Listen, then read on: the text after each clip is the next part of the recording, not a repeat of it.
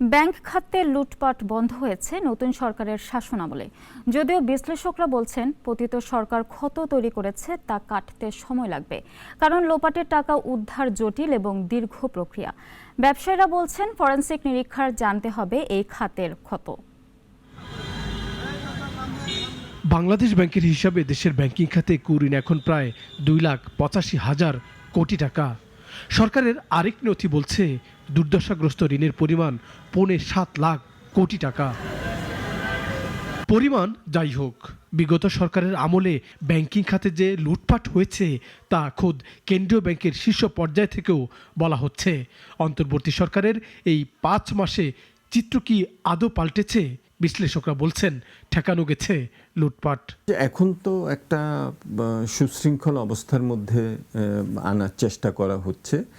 নতুন করে এইভাবে যেভাবে আগে ঋণ দেওয়া হয়েছে, জানা কথা যে খেলাপি ঋণ হবে, জানা কথা যে এই টাকা বাইরে নিয়ে যাওয়া হবে, সেভাবে তো আর এখন হচ্ছে না। সুতরাং এখন যেটা আমরা দেখছি এটা তো ইতিবাচক।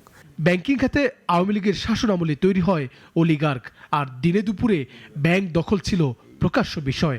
টাকা ছাপিয়ে দেওয়ার পরও তা লোপাট হয়।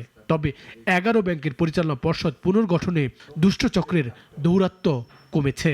নতুনভাবে যাতে আমাদের এই সমস্যা না হয়, সমান্তরালভাবে সেটার চেষ্টা করতে হবে। দুইটার সমন্বয়ই আমাদেরকে অগ্রসর হতে হবে, কিন্তু এটাতে কিছুটা সময় লাগবে। আমাদের কিছু ধৈর্য দেখাতে হবে, আবার অন্য দিক থেকে আমাদের উদ্যম, চাঞ্চল্য সেটাও আমাদেরকে দেখাতে হবে। ব্যাংকগুলোর তারল্য পরিস্থিতিও বদলাতে শুরু করেছে। গ্রাহকরা চাহিদা মোতাবেক টাকাও তুলতে পারছেন অনেকটা। তবে সংস্কার কার্যক্রমের গতি ধীর হয়ে পড়েছে বলে মনে করছেন কেউ কেউ। আর নানা কারণে গতি নেই ব্যাংকের স্বাস্থ্য পরীক্ষার উদ্যোগে। ব্যাংকের যে ব্যাংকিং স্বাস্থ্য যদি বলি আমরা, সেটা ফিরে আসার ব্যাপারে খুব বড় কোনো কাজ এখন পর্যন্ত শুরু হয়নি। এবং এটা করতে গেলে দেখুন, আগে যদি আপনি ফরেনসিক অডিট যদি না শুরু করেন, তাহলে আপনি আসলে ধরতে পারবেন না যে অ্যাকচুয়ালি এই ধরনের আপনার সাইফনিং কতখানি হয়েছে।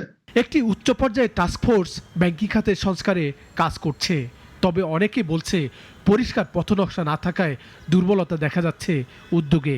আর অনেকে সুশাসনের উদ্যোগের বিপক্ষে ঘাপটি মেরে থেকে চেষ্টা করছে আঁচড় কাটার। সাইদ আরমান, নাগরিক, ঢাকা।